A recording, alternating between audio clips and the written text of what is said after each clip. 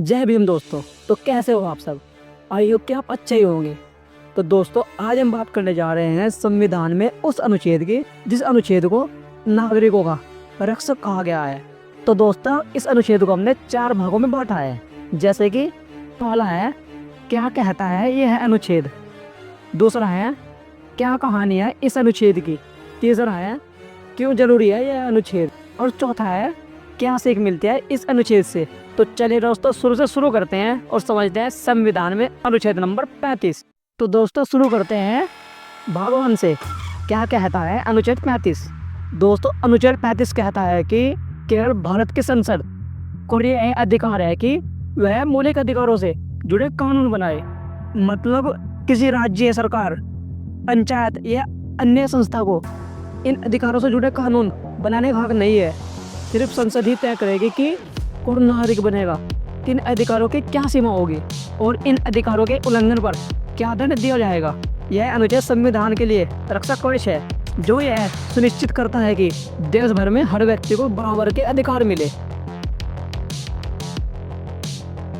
तो दोस्तों, दूसरा भाग है क्या कहानी है इस अनुच्छेद की। दोस्तों, साल था 1957। देश को आजादी हुए कुछ ही साल हुए थे।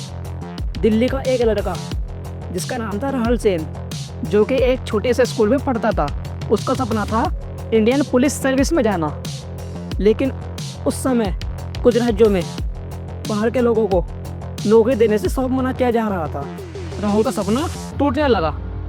वो दिल्ली से पटना गया और वहाँ एक ऑफिसर से बोला, सर मैं भारतीय हूँ, फिर भी मुझे नौकरी नहीं मिलेगी। ऑफिसर ने मुस्कुराते हुए कहा, बेटा यही तो अनुच्छेद 35 का जादू है। उन्होंने समझाया, यह अनुच्छेद कहता है कि किसी राज्य को यह हक नहीं कि वह अपने नागरिकों में भेदभाव करे। जब तुम भारतीय हो तो तुम्हारे अधिकार पूरे भारत में एक समान है। तब राहुल के चेहरे पर मुस्कान लूटी। साल बाद वह राहुल सेन देश का एक ईमानदार पुलिस अधिकारी बना। हर बार किसी केस को सुलझाते वक्त वो अपने ऑफिस की दीवार पर टंगा हुआ संविधान देख कर कहता है, धन्यवाद अनुच्छेद 35, तुमने मेरे सपना पूरा किया। तो दोस्तों, तीसरा भाग है क्यों जरूरी है यह अनुच्छेद। दोस्तों, कल्पना कीजिए, अगर हर राज्य अपने हिसाब से कानून बनाने लगे तो क्या होगा। कहीं हिंदू और कहीं मुस्लिम के लिए अलग नियम, कहीं महिलाओं और पुरुषों के लिए अधिकार में फर्क, कहीं दलितों के लिए सुरक्षा और कहीं सुरक्षा नहीं। ऐसे में एक देश एक संविधान का सिद्धांत खत्म हो जाएगा। अनुच्छेद 35 यही रोकता है। यह कहता है भारत एक है, इसलिए अधिकार भी एक जैसे होने चाहिए। यह अनुच्छेद एकता, समानता और न्याय को बराबर रखता है। तो दोस्तों, चौथा भाग समझते हैं क्या सीख मिलती है अनुच्छेद 35 से।